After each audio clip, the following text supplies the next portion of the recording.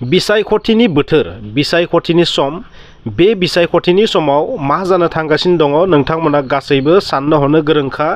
बिजिरना नायनानै गासैबो फिथाइखौ मिथिखाबाय थारैनो जोंनि बर'फोरनि जि भट बे भटआ थारैनो गावनो थांगासिनो दङ गावगोन नाथाय जियानो जाया मानो जायखि पार्टिया देरहाया मानो कंग्रेसआनो जा बिजेपियानो जा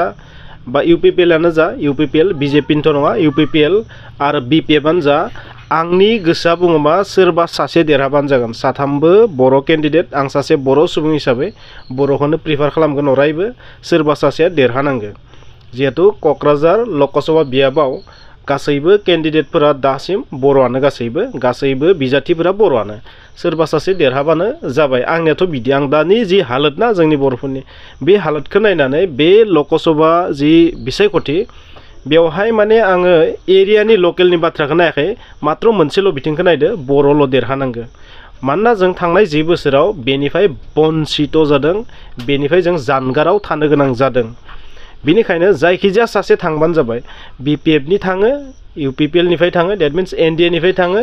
आरो लोगोसे कंग्रेसनिफ्राय थाङो जिहेतु साथामबो केन्डिडेटआ बर'आनो आरो गुबुन सोरबा निर्दलीय फैयोबाबो बिबो जेन जोंनि मानसियानो देरहायो नाथाय दुखुनांथाव भटआ गावगोन जोंनिया बे गावनायनि थाखाय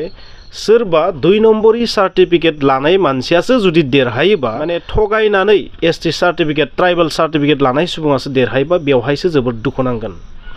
आथिखालाव माने राजखान्थिखौ आं ओरैबायदि सानो राजनितिखौ ओरैबायदि सानो आथिखालनि राजखान्थिया मडार्न जुगनि राजखान्थि बेनिखायनो बेवहाय बांसिन इम्पर्टेन्टआ जाहैबाय मा हारिनि सेन्टिमेन्टआ जातिनि सेन्टिमेन्टआ जातिनि मानसिया थाङोबा नोंगो राजखान्थियावथ' बयबो राजा जाखायो एसेबाबो गोरोन्थि लामा जों थाङो गाज्रि मावो गोरोन्थि मावो नाथाय थेवब्लाबो दिनैनि थासारियाव आं इसिङाव हाबना नायाखै नाथाय सा आं मोनसे बिथिंखौ नुदो जोंनि मानसिया थांबानो जोंनि थाखाय गोजोन नाथाय दुखुनांथावा दरं उदालगुरि बे बियाबावथ' मा एसटिबो नंखाया बेयो ट्राइबेलबो नङा नालाय बेवहाय मा अपेन जेनेरेल बेनिखायनो बेवहाय बयबो दारायनो हायो आरो बेवहाय सोर होदों दिलीप सयकिया बिजेपिनिफ्राय एनडिएनि बिजाथि हिसाबै बिथाङा गसंहोदों माने ओरैबायदि बुंनांगोन बे मोनसे समस्थियाव बा बै मोनसे कन्स्टिटुएन्सियाव बोलोजों सोलोजों कायदा कौशलजों प्रिफारेन्स होनानै पलिटिकेल माबा मोनसे सरकारनि सायाव सिगिसग' खालामनानै होननांसिगोन आं सिगिसग' माने जुदि सापर्ट होआबा सरकारा बायगोन जोङो बोखांनानै लागोन बा बिटिआर गोजोन गोरोबथानि माखासेखौ मावफुङा बेबायदि माखासे सोलिनो हागोन इन्टारनेलि बेखौ आं मिथिया बिनि थाखायनो इउपिपिएलआबो बाध्य जाबाय होनो गोनां आरो बेयो जोंनि थाखाय एसे दुखु मोनथावना मानोना जि डेलिमिटेसन जादोंमोन बे डेलिमिटेसन बादियै जोंनि बियाबफोरखौथ' बिधान सभाफोरखौ एकदम उल्टां फाल्टां खालामजोबखादों नोंथांमोनाबो नुदों सिमा बोनायाबो ओरैहाय उल्टां फाल्टां बेफोरथ' बारनानै थांबाय नाथाय दा बे भटिंनि समाव भट होनाय समाव जोंनि मानसिफ्रा सोरनो होगोन दा बेयो साननो गोनां मानोना बेवहाय बर' हिसाबै नायोबा जिहेतु बिटिआरनिया बांसिन एरिया गोलैयो बेवहाय माखासे एरिया गोलैयो बिटिआरनि स' बर' हिसाबै नायोबा बिपिएफनिफ्राय दुर्गा दास बर' बिथाङाल'सो दङ बिपिएफनिफ्राय बिथाङा आरो एनडिएनिफ्राय थाहैबाय दिलीप सयकिया आरो गुबुन सोरबा दंबावो नङा होमबा दा बाथ्राया जाहैबाय जोङो जुदि बर' सेन्टिमेन्टखौ नायोबा दुर्गा दास बर' आरो जुदि एनडिएनि सेन्टिमेन्टखौ नायोबा कारण इउपिपिएलआथ' एनडिए जानानै थाहैबाय स' बिथांमोननि बायदिबा दिलीप सयकियाखौ होनांगो नाथाय बेवहाय बाथ्राया जाहैबाय मा जोंनि मानसिफोरा दा भटखौ सोरनो होगोन बे बिराद साननो गोनां बिथिं जाहैबाय दे बिराद साननो गोनां बिथिं जाहैबाय आं रियेल फेक्ट्सखौ बुंदो दे जोंनि मानसिफोरनि गेजेराव गोनोथो क्रिएटथ' जादों जायफोरा बर'नि सेन्टिमेन्ट दोङो आंथ' साननानै मोनदों मा बिसोर थारैनो एनडिएनो भट होनाय नङा एनडिए होनना बुंबाय आङो आरो जायफोरा खिन्थु एनडिएखौ जोबोर मोजां मोनो नरेन्द्र मदि बिथांखौ जोबोर मोजां मोनो बिथांमोनाथ' एनडिए होनना बुंबाय आङो पार्टियाथ' बिजेपिनिफ्राय केन्डिडेटआ एनडिएनो भट होगोन बेबायदिखौ आं नुहुरदों दिनैनि थासारियाव मा जादों जोंनो इम्पर्टेन्टआ जाहैबाय मा जोंनि हारिनि सुबुं जानानै फैदों माने जों सालिजारि नुदों आरो सालिजारि मा नुदों जों गासैबो बिथिङाव मा नुदों बिसेस बुंनो थाङोबा खामानि मावा गोबां बिथिङाव जों डिप्राइभ जानो गोनां जादों गोबां बिथिङाव जोंनि मानसि गैयिनि थाखाय बे बिथिंखौ नाहरबाथ' नङा होमबा बे बिथिंखौ नाहरबा बहुत साननो गोनां दङ नाथाय बिनि अर्थआ बे नङा जे BPF नो भट होनांगौ बेखौ बुङाखै UPPL नो भट होनाङा बेखौ बुङाखै बिखौ आं बुङाखै माने दिनैनि थासारियाव जोंनि हालोदा ओरैबायदि माने ओरैबो जाया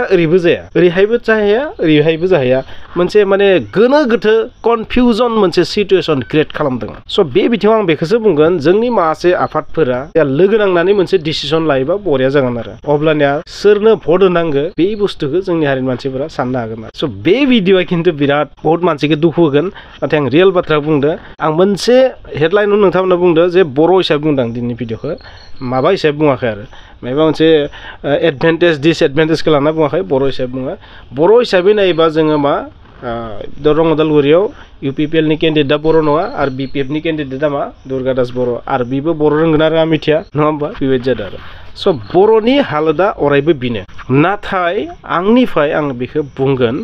जोङो बे बाराव मोननै कनस्टिटुवेन्सिनि मादाव बबेबा मोनसेयाव सासेबाबो बर' सुबुंखौ दैथायहरनो हायोबा इसेबाबो जोंनि मानसिफोरा गोजोननाय मोनगोन मानोना थांनाय 10 बोसोराव बेनिफ्राय बन्सित जानानै थानो गोनां जादों आरो बिबो माबायदि 2 नम्बरनि सार्टिफिकेट लानानै बर्तमान 2 नम्बरनि सार्टिफिकेट होननानै प्रुफ जाना दं आरो दासिम हिरासरनिया बै 10 बोसोराव माने बे जेबो मावाखैसै आरो माखासे बिथिंखौ बे मा खालामबाय जोंखौ जानगाराव लाखिबाय गावथ' जेबो मावनो हायाखैनो नाथाय बियो माखासे जानगाराव लाखिहोदों आरो बे मोनसे दुखुनांथाव थासारि दा जियानो जाया मानो फैनाय समफ्राव मा जायो मिथिया नाथाय बेखिनियाव मोनसे बाथ्रा बुंगोन हाग्रामा महिलारि बिथाङा मोनसे बाथ्रा बुंदों पृथ्वीराज नारायण देबमेसआ BPF दोलोनि सुबुं नङा पृथ्वीराज नारायण देबमेसआ BPF दोलोनि सुबुं नङा मोनसे समाव नाथाय बिखौनो गोबां बाज्ल'बाय थाबाय गोबां बाथ्रा बुंबाय थाबाय BPF नि जान मिटिं दावथिं नुबाय थाबाय नाथाय दा जेब्ला गावसोरनि गेजेराव खौसेथि गैयै मोनसे गोरोबनाय गैयै थासारि फैनाय लोगो लोगो जिहेतु नमिनेसन होनो चान्स होआसै बिखौनो टिकेट होआसै बिनिखायनो दा जाहैबाय मा पार्टिनि सुबुं नङा BPF दोलोनि सुबुं नङा बेनो जाबाय पलिटिक्स बेनो जाबाय राजनिति स' बेयो नुखानाय खोनाखानाय राजखान्थि स' बेबायदिनो राजखान्थिया सोलिबाय थायो स' बिदिब्ला नोंथांमोना आइडिया खालामदो आं जाय बाथ्रा बुंदो दिनै बर' मानसि हिसाबै बुंदो दे बेवहाय नोंथांमोना गुबुन आदारवाइसै नायबिजिरना बेखौ बर' हिसाबै बुंदो दिनैनि थासारियाव जोंनो जिहेतु जों BTR गोजोन गोरोबथायनि माखासे सुक्तिया मावफुंजायाखैनोखा माखासेया माब्ला मावफुंजागोन बेथ' डाउटफुल नाथाय माखासेया मावफुंजायाखै बे बिथिङाव जुदि जों दिनैनि थासारियाव जोंनि फेभारनि मानसि जुदि थायाबा मा जागोन हमना ला दुर्गा दास बर' बिथाङा देरहायोबाबो मा बियो UPPLआ बेबादि जाय खामानिफोरखौ मावनो थांगासिनो दङ बा दुलाराय बर' फरायसा आफादफोरा जायफोर खामानिखौ मावनो थांगासिनो दङ बे खामानियाव मा सापर्ट खालामगोन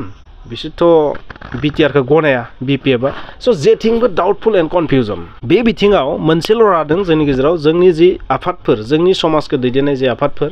बिसोरो सावरायनानै मोजां मोनसे डिसिसन लानांगो स' बे भिडिअआथ' सोरखौबा दुखु होगोन बिनि थाखाय सरि नोंथांमोना जि खालामो जि बुङो नोंथांमोना बुंनो हागोन थेंक इउ